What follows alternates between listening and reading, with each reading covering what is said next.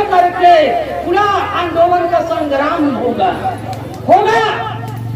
दीदी कहाँ क्या होता है? टमाटर से सुनो, टमाटर से जूस निकलता है, और जो रसोईया तालियां नहीं बजाती है उसे कंजूस कही जाती है।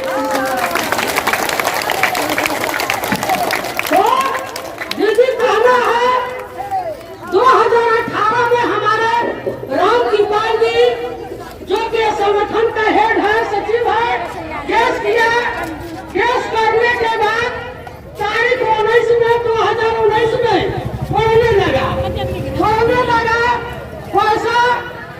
पैसा के कमी से उस समय 2019 में जुलाई में अगस्त में बहस होने वाला था, जो 2014 का कहानी था, जब इधर से हाई कोर्ट सुप्रीम कोर्ट में भेजा तो सुप्रीम कोर्ट क्या किया, जो रसोईया पर FIR दर्ज था, नेता लोग पर था, वहाँ से नोटिस भेज दिया।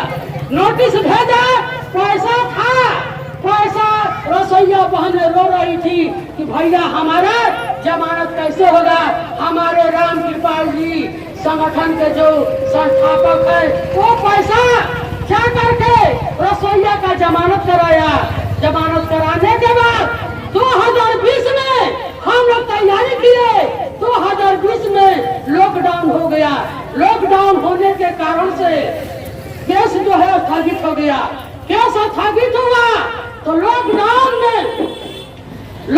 से पहले 19 में बता रहे हैं 40 दिन का हड़ताल किया था।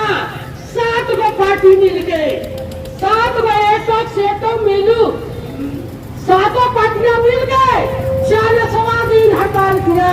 यही राम कृपाल जी लास्ट में 16 दिवसीय जब हड़ताल जब किया था, उस समय के पाठक एमडीएम डायरेक्टर ने एलाउ किया कि जो रसोईया हड़ताल से वापस नहीं आती है उसको हटाकर दूसरे को लगा दो। तो जो स्कूल का चालाक रसोईया थी, मास्टर झटाझट हटा दिया।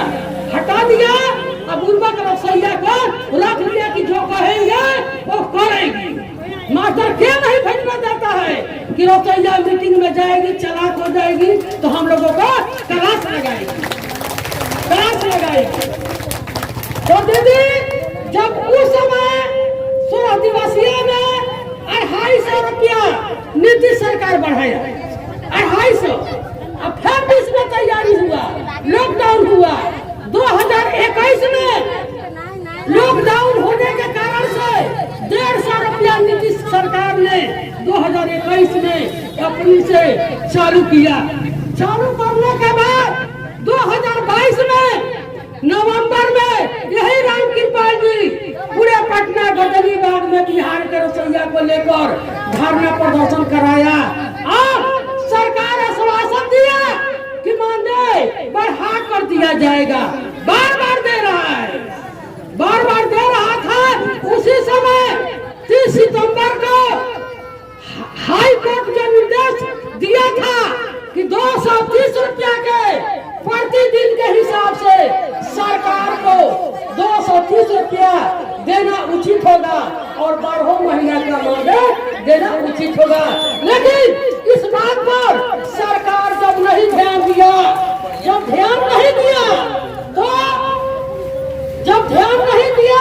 तो राम कृपाल जी 2024 अगस्त में LP लगा दिया। जब LP लगा दिया तो यही राम कृपाल जी 2024 में जाकर के फिर सरकार पर दोबारा केस किया गया कि नहीं, रसोईया को न्यूनतम मजदूरी सरकार से दिलवाया जाए। लेकिन सरकार फिर 2025 में 7 मार्च 2025 को पटना गदनी बाग में पूरा बिहार की रसोईया पहुंचकर धरना प्रदर्शन किया गया। और सरकार ने जब हंगामा होने लगा, गेट खटखटाने लगी तो सरकार बंद कराया धरना कि पैसा बढ़ा कर दिया जाएगा। और मजिस्ट्रेट साहब को मांग पत्र सौंपा गया कि मंत्री तक बात पहुंचेगा। लेकिन वादा था रसोइयों को 3650 बढ़ाकर अप्रैल मई से दिया जाएगा। जब अप्रैल मई में 1650 के हिसाब से जब सरकार भुगतान किया तो फिर रामकृपाल जी ने अप्रैल के लास्ट में मई में गए सरकार के पास, फिर मांग पत्र दिया। मांग पत्र दिया तो मई में क्या निकाला? 6 गो प्रस्ताव, 6 गो प्रस्ताव निकाला सरकार।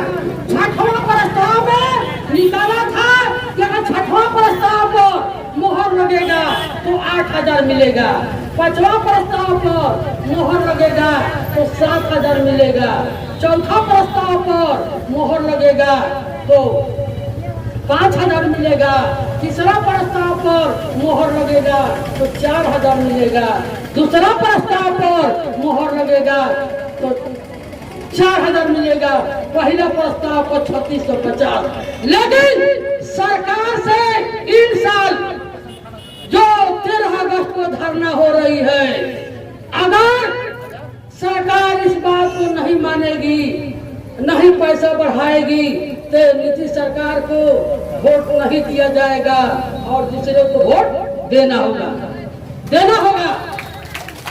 और वादा किया है, जैसा दीदी कहावत होता है, जैसा रामकृपाल जी, महात्मा गांधी, सुभाष चंद्र बोस, चंद्रशेखर आजाद जैसा है। जैसा सुभाष चंद्र बोस ने क्या कहा था, मुझे खून दो तुझे आजादी दिलवा दूंगा, उसी तरीके से रामकृपाल को सहयोग करो, साथ दो। अवश्य है कि सरकार से आप लोगों का हक दिलवा कर छोड़ेंगे, हक दिलवा कर छोड़ेंगे। और कहावत है कि जैसा झांसी की रानी थी, एक महिला थी, झांसी की रानी क्या कही कि चमकती है चूड़ियां, चमकती है चूड़ियां रसोइया बहनों के कलाई में श्रृंगार बनकर, और चमकता है छनौटा कलछुल रसोइया बहनों के हाथों में हथियार बनकर, हथियार बनकर।